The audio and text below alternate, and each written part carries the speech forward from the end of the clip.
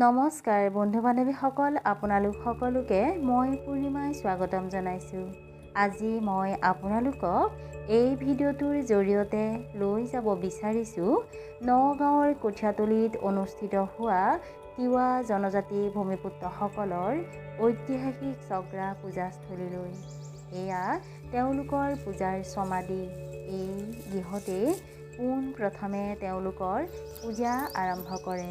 পূৰ্বপুৰুষৰ পৰা চলি অহা এই চগ্ৰা পূজা বছৰত এবাৰ পালন কৰা হয়।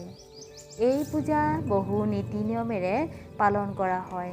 আঘোণ মাহত কৃষি ঘৰলৈ চপোৱা সময়ৰ পৰাই এই পূজাৰ আখৰা আৰম্ভ কৰা হয়। সেইবাবে নিয়ম অনুসৰি আঘোণ মাহৰ প্ৰথম বুধবাৰে পথাৰৰ লক্ষ্মী ঘৰলৈ অনা হয় আৰু তেতিয়াৰে পৰাই প্ৰতিটো বুধবাৰে এই পূজাৰ আখৰা আৰম্ভ কৰা হয় আৰু ফাগুন মাহৰ এটা পবিত্ৰ বুধবাৰে এই পূজা অনুষ্ঠিত কৰা হয়।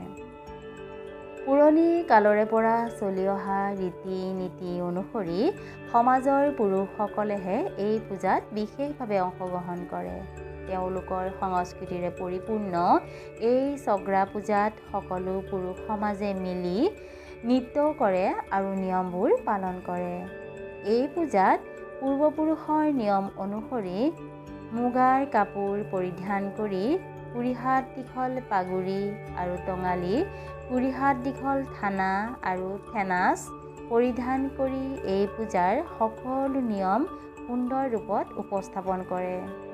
এই পূজাৰ দিনকেইটাত তেওঁলোকৰ সমাজৰ লৰ বা ৰজাগৰাকীৰ নিৰ্দেশত গাঁও সুৰক্ষা বাহিনী বা ফুৰাখেল নামৰ এটা দল গঠন কৰি দিয়া হয় আৰু তেওঁলোকে এই পূজাৰ দিনকেইটাত বহু নীতি নিয়মৰ মাজেৰে কৰ্তব্যত নিয়োজিত হয়। কোনো লোকে যদি নিয়মৰ বাহিৰত গৈ কাম কৰে তেন্তে তেওঁলোক বিচাৰৰ সন্মুখীন হয় আৰু দোষী সাব্যস্ত হ'লে ৰজাই তেওঁলোকক শাস্তি প্ৰদান কৰে।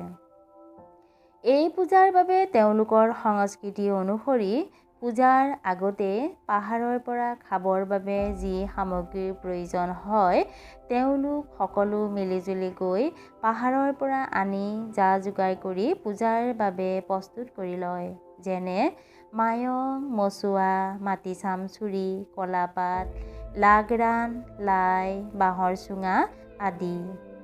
আৰু জুই জ্বলাবৰ নিমিত্তে এই পূজাৰ দিনকেইটাত প্ৰয়োজন হোৱা বাঁহ আনি তেওঁলোকে জমা কৰে আৰু পূজাৰ দুদিন আগত গোটেই গাঁওখন সম্পূৰ্ণৰূপে পৰিষ্কাৰ কৰি লয়।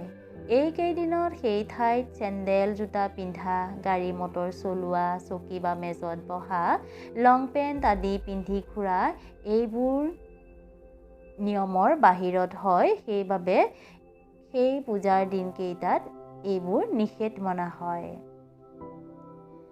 যিহেতু প্ৰতিটো বৰঘৰত খোৱা বোৱা পোৱা যায়, সেইবাবে পূজাৰ সেইকেইদিনত কোনো লোকে যদি বাহিৰত সুৰাপান ব্যৱহাৰ কৰে তেন্তে ফুৰাখেলে তেওঁলোকক ধৰি আনি শাস্তি প্ৰদান কৰে।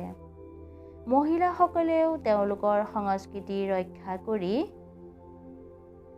জনজাতীয় সাজ পৰিধান কৰি আঁতৰৰ পৰাই পূজা দৰ্শন কৰে। কাৰণ অকল পুৰুষসকলেহে এই পূজাত অংশগ্ৰহণ কৰি নৃত্য কৰে।